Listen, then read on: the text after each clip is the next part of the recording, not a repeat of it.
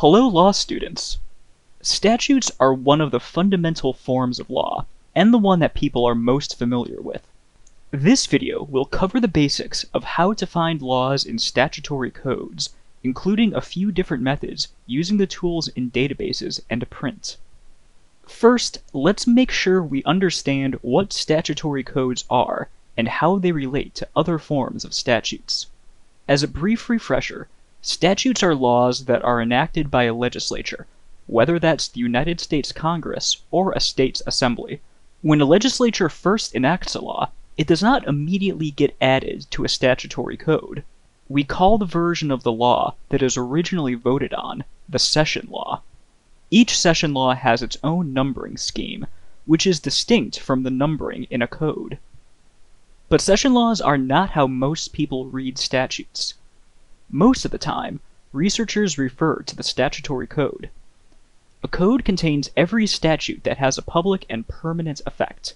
Editors rearrange the different provisions in the statutes so that they are organized according to topic.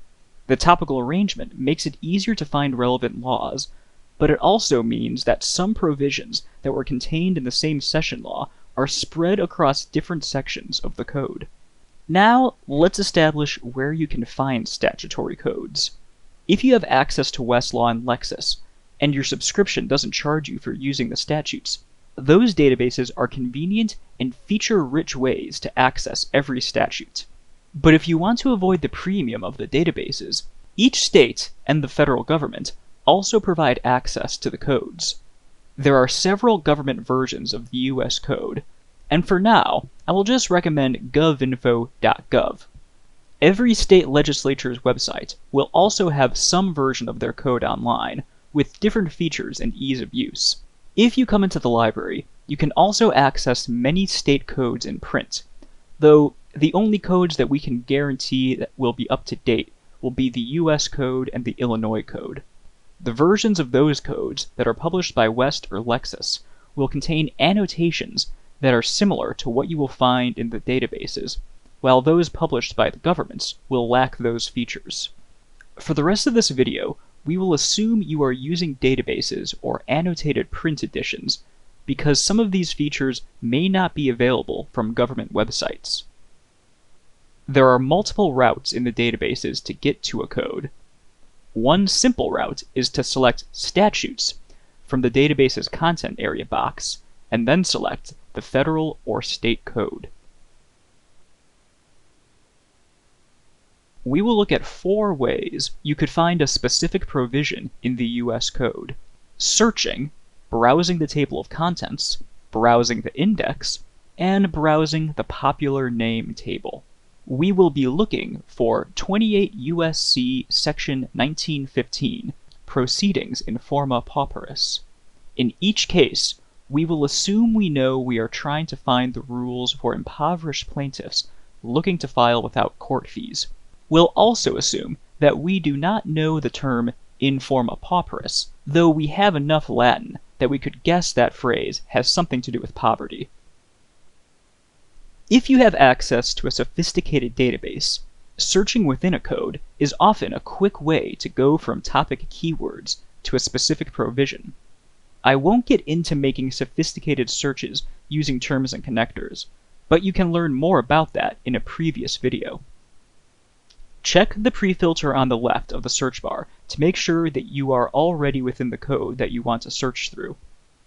I'm going to try a quick and dirty phrase: filing without court fees.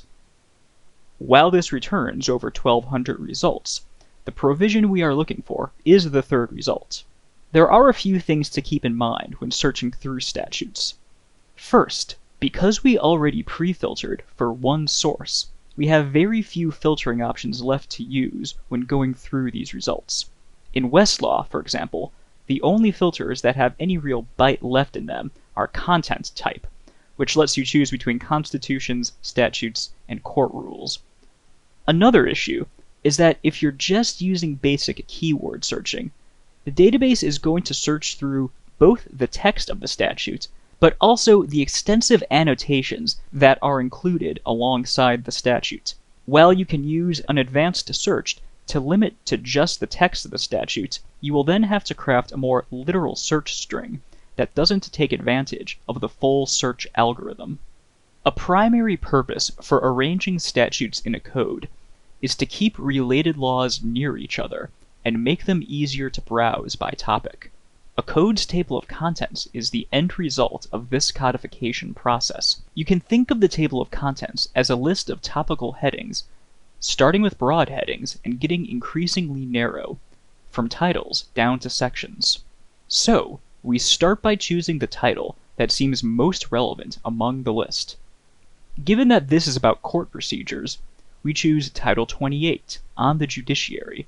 Then we select the relevant seeming part, procedure, from which we can see a very relevant looking chapter, fees and costs. Finally, we can see the sections, including proceedings in forma pauperis. Now, this method works better if you have a bit of familiarity with the law. You should understand what each heading means and why it would be more relevant to you than other headings. And some provisions will be obscured in the table of contents. There are some headings that don't convey much information, like general provisions or miscellaneous. You would need to look through the contents of those headings to tell what's in them.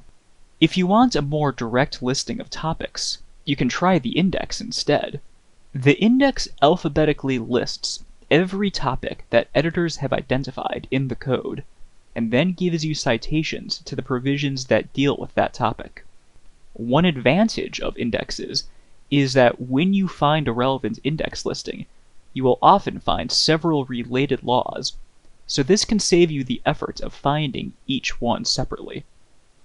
The main disadvantage is that the editors might not think to use the same term that you would use for that concept, so you might not find an index hitting where you would expect one.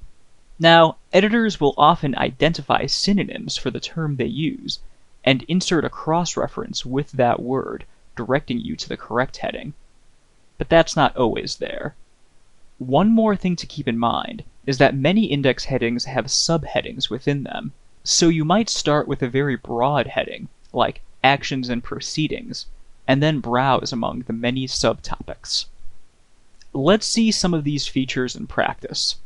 My first thought for a relevant heading was Fees, but there's no entry there. So then I decided to start broader and checked for Suits, which redirected me to Actions and Proceedings, which has many subtopics. While double-checking for fees or filing fees under that broader topic, I lucked into finding Forma Pauperis. From there, I first check Generally, which is a good first subtopic to look through, and then found this statute. As you can see, the index is not always going to be a straightforward tool, but it is often helpful in guiding you toward related issues. The last access method we'll cover is a bit more specialized, the popular name table. Many statutes are known by a common name, like the Clean Air Act. The popular name table lists every statute that has that type of common name, and for each name provides the relevant session law and where that statute was codified, if it's in the code. First, you can find the popular name table in Westlaw by going to the content page for a given code, federal or state, and then selecting Popular Name Table from the Tools and Resources column on the right. In Lexis, you only have access to the Popular Name Table for the US code, and you can access it by entering Popular Name Table in the main search bar. Because they are listed alphabetically, finding them by name is quite simple, assuming you know a name that the statute is known by. Following our previous examples, we could find 28 U.S.C. section 1915 under the In Forma Pauperis Act. As with any research method, there are a few issues you should be aware of. For one, many statutes have multiple names that are included in the table. For example, the Patient Protection and Affordable Care Act is also known as the Affordable Care Act, and more colloquially, Obamacare. Some statutes go by both their name and an acronym, like the Clean Air Act or the CAA. Some statutes are given popular names that are not very descriptive, such as ones named after legislators, like the Taft-Hartley Act. Also, keep in mind that if the session law is very expansive, the popular name table probably won't be very helpful in locating the code section you're looking for. For example, the Obamacare entry includes hundreds of references to the code without any real guidance about what each section relates to. In the next video, we will explore how you can use statutes to find further related authorities, such as cases interpreting those statutes.